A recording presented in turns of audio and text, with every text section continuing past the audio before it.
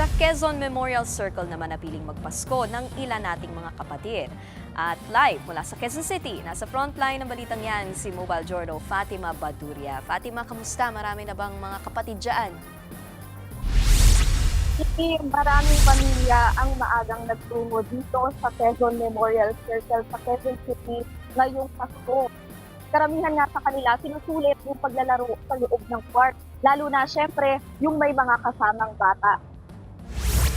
Sama-sama ang mga pamilyang namamasyal sa Quezon Memorial Circle ngayong Pasko. Maraming naglalaro at nag-eehersisyo sa loob ng park ngayong umaga. Ang ibang may kasamang mga bata nagtutungo naman sa playground. Dito na rin nag-agahan ang iba dahil may food park na katabi mismo ng palaruan.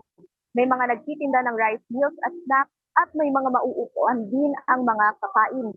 Paalala naman ng admin ng QC Circle na bawal ang single-use plastic tulad ng plastic bottles at plastic bags sa loob ng park. Alinsunod yan sa ordinansa ng Quezon City.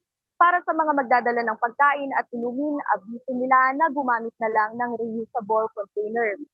Para sa seguridad naman ng mga mamamasyal, may police assistance desk sa loob ng park. Nikki, inaasahang dadami pa ang mga bibisita sa Circle ngayong araw. Pas naman ang Quezon Circle hanggang 12 ng madaling araw. Nikki? Fatima, may mga attractions ba dyan? Ano ba yung mga rides na pinaka-pinupuntahan? Nikki, meron ditong malaking Christmas tree, no?